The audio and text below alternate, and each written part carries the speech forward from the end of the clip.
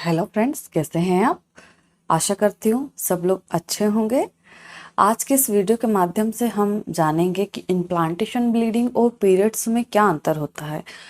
क्योंकि जैसे कई फीमेल्स प्रेगनेंसी के लिए ट्राई करती है, तो उनके लिए अगर इम्प्लांटेशन ब्लीडिंग होती है या पीरियड मिस होता है तो अच्छी बात है।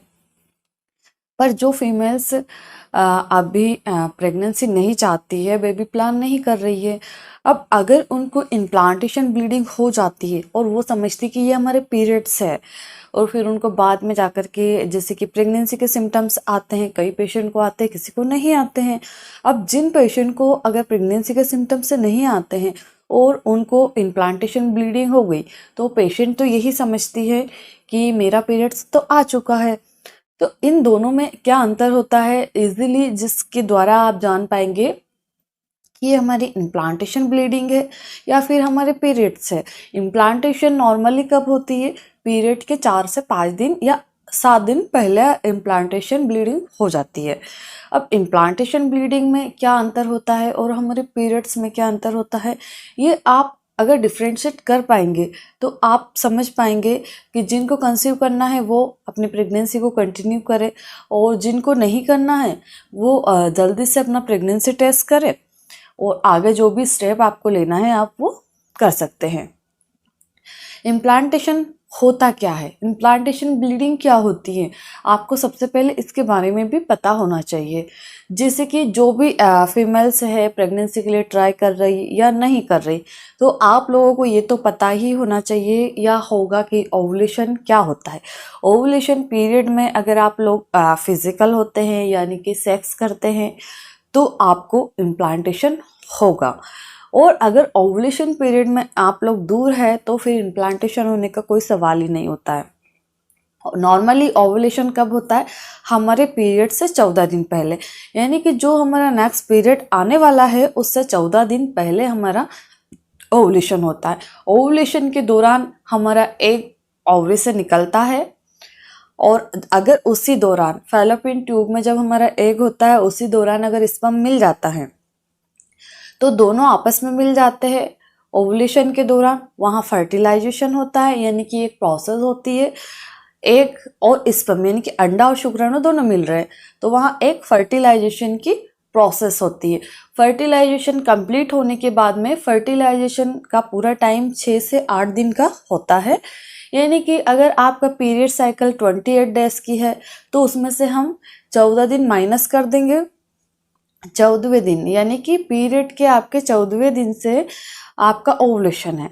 अब ओवुलेशन आपका 14वां दिन है अगर आप उस समय पे फिजिकल हो रहे हैं या रिलेशन रख रहे हैं ओवुलेशन वाले डेज में, यानी कि 14, 15, 16 इन डेज में हमारा एग रिलीज होगा, और हमारा एग 24 हार्स तक वो जीवित रहता है, और अगर उस दौरान उसको स्पर्म नहीं मिलता है तो फिर वो डिस्ट्रॉय यानी कि खराब हो जाता है। पर अगर उसी दौरान 12 से 24 घंटे के अंदर जैसे ही हमारा एग रिलीज हुआ वैसे ही अगर उसको स्पर्म मिल गया, स्पर्म वेजाइना के अंदर जाने के बाद 4 से 5 दिन तक सर्वाइव अच्छे से कर पाते हैं। यानी कि अगर एक बार आपका सेक्स हुआ है तो आपके 4 से 5 दिन स्पर्म आपके अंदर रहेंगे। अगर उसी दौरान 4 से 5 दिनों में आपका एग निकला तो जरूर फर्टिलाइजेशन हो जाता है। अब फर्टिलाइजेशन होने के बाद में यानी कि 14वें दिन पे आपका एग रिलीज हुआ, या 1-2 दिन ऊपर नीचे हो सकता है, वो नॉर्मली होता है। अब उसके 6 से 8 दिन फर्टिलाइजेशन का लगता है, तो यानी कि 6 से 8 दिन आपके 20 से 22 दिन हो गए। अब आपका पीरियड आना था 28 डेज पे, ठीक है। अब 22 डेज तक अगर आपका फर्टिलाइजेशन कंप्लीट हो जाता है तो वो एग हमारा जो एम्ब्रियोई है, भ्रूण है छोटा सा, वो फैलोपियन ट्यूब से निकल करके हमारी बच्चादानी में आके यानी कि एंडोमेट्रियम की लाइनिंग में वो आके इम्प्लांट होता है। यानी कि हमारा एग ऐसे करके आया और हमारी ये सर्विक्स यानी कि बच्चादानी है, बच्चादानी में वो आके चिपकेगा, तो जहां चिपकेगा वहां वो जगह बनाएगा, गड्ढा बनाएगा। तो जब वो गड्ढा बनाता है वो उसमें इंसर्ट होता है, हमारा इम्प्लांटेशन होता है, यानी कि इस दीवार से वो चिपकेगा, जब जाके वो आगे की ग्रोथ करेगा। अब जब वो वहां पे चिपकने के लिए गड्ढा बनाता है तो आपको कुछ लक्षण दिखाई देते हैं। वही लक्षण या तो वो इम्प्लांटेशन ब्लीडिंग है या फिर आपके पीरियड्स से है। तो दोनों में नॉर्मली क्या अंतर होता है ये आप बहुत अच्छे से समझ पाएंगे, तो आप दोनों में अंतर पता भी कर सकते हैं कि आपकी इम्प्लांटेशन ब्लीडिंग है या फिर आपके पीरियड्स है। क्योंकि जिन फीमेल्स को बेबी नहीं चाहिए, उनको अगर इम्प्लांटेशन ब्लीडिंग हो गई तो फीमेल्स क्या सोचेगी कि मेरा पीरियड्स आ चुका है, मैं नो टेंशन हूँ। बट अगर उनको आगे जाके कोई सिम्टम्स दिखाई देते हैं जैसे अर्ली प्रेगनेंसी के सिम्टम्स, तो फिर पेशेंट ये सोचती है कि मेरा तो पीरियड्स आ चुका था पर मुझे कंसीव कैसे हो गया या मुझे बच्चा कैसे ठहर गया। ये काफ़ी कन्फ्यूज़न वाली बात होती है पेशेंट के लिए। इम्प्लांटेशन ब्लीडिंग में और हमारे पीरियड्स में क्या अंतर होता है? सबसे पहला अंतर हमारा ये होता है कि हमारे पीरियड्स आते हैं तो हमारा फ्लो 4 से 5 दिन या 1 हफ्ते तक चलता है, ठीक है। पर अगर इम्प्लांटेशन ब्लीडिंग है तो वो 1 से 2 दिन ही होती है। और फ्लो में अगर हम देखें तो पीरियड्स का फ्लो काफ़ी हैवी यानी कि तेज होता है, और इम्प्लांटेशन ब्लीडिंग का फ्लो बहुत लाइटली होता है। 1-2 पीरियड भी आपके गंदे होते हैं या नहीं भी होते हैं, ठीक है। तो ये दोनों में सबसे मेन अंतर यही होता है कि आपका जो पीरियड्स की ब्लीडिंग होती है वो काफ़ी तेज होती है और 4 से 5 दिन या 1 वीक तक भी होती है किसी पेशेंट को। पर इम्प्लांटेशन ब्लीडिंग बहुत लाइटली होती है और 1 से 2 दिन होती है और इसका फ्लो बहुत कम होता है, ठीक है। सबसे पहला लक्षण हमारा यही होता है दोनों में कि क्या अंतर है।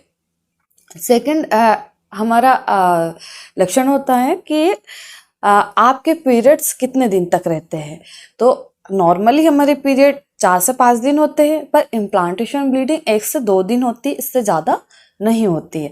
या अगर 1 आध दिन पहले भी हो गई आपको तो उसमें बहुत लाइटली स्पॉटिंग हो गई, यानी कि जब आप यूरिन करने के लिए गए या टॉयलेट गए तब आपको वहाँ पे दिख सकती हैं। पर पीरियड का फ्लो कंटिन्यू होता है और हमको उसमें पैड लेने की ज़रूरत पड़ती है बार बार। अगर हम इन दोनों के कलर में बात करें कि इन दोनों के कलर में क्या अंतर होता है, तो हमारे पीरियड्स का कलर एकदम रेड और डार्क कलर का होता है, जो कि हमें अलग से ही समझ में आता है, ठीक है।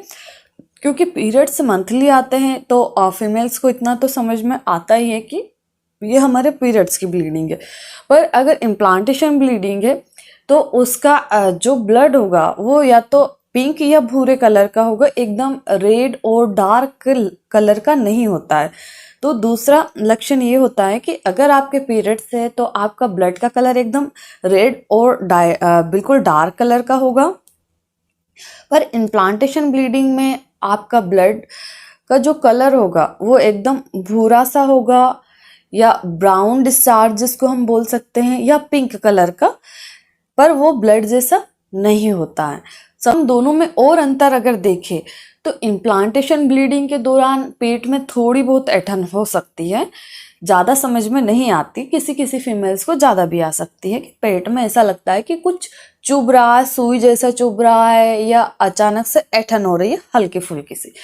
पर पीरियड्स के अगर हम देखें सिम्टम्स, तो पीरियड्स में क्या होता है, आपको कमर दर्द होती है, पेट के निचले हिस्से में दर्द होता है, थाई में पेन होता है और पूरी बॉडी में वीकनेस लगती है। अब वो सभी पेशेंट की बॉडी अलग अलग रहती है, इसलिए किसी को पेन होता है या नहीं होता है पीरियड्स के दौरान।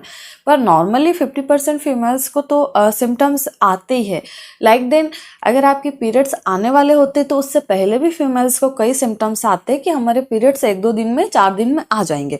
तो सबसे मेन अंतर ये भी होता है कि अगर आपकी इम्प्लांटेशन ब्लीडिंग है तो बहुत लाइटली होगी, 1 से 2 दिन होगी और पेट में ऐंठन हल्की फुल्की हो सकती है। पर पीरियड्स की आपकी ब्लीडिंग है तो वो 4 से 5 दिन या 1 हफ्ते भी चलती है। पीरियड्स का फ्लो ज़्यादा होता है, यानी कि ब्लीडिंग का फ्लो काफ़ी ज़्यादा रहता है और आपको पीएमएस के सिम्टम्स दिखाई दे सकते हैं या देते ही हैं नॉर्मली पेशेंट को, यानी कि पेट दर्द, कमर दर्द, पैरों में दर्द, कमजोरी आना, बेचैनी लगना, ये सब नॉर्मल पेशेंट को होते ही है। तो आप इन दोनों में ये अंतर करके आप समझ सकते हैं कि आपकी ब्लीडिंग और आपके पीरियड्स जो है वो या तो इम्प्लांटेशन ब्लीडिंग है या फिर वो आपके पीरियड्स है। अगर आपको इम्प्लांटेशन ब्लीडिंग हो रही है और आप कंसीव करने के लिए ट्राई कर रही हैं या आप बच्चा रोकना चाहते, तो फिर आपको अपना नॉर्मली चेकअप करवाना है और अगर आप नहीं रखना चाहते तो जल्दी से आप अपना प्रेगनेंसी टेस्ट करिए, जो भी नेक्स्ट स्टेप आपको लेना है वो आप ले सकते हैं। ये वीडियो देखते समय आपके मन में कोई भी सवाल है तो कमेंट्स करके आप हमसे पूछ सकते हैं, और अगर आपको कोई भी प्रॉब्लम है तो आप हमसे भी कंसल्ट कर सकते हैं। धन्यवाद।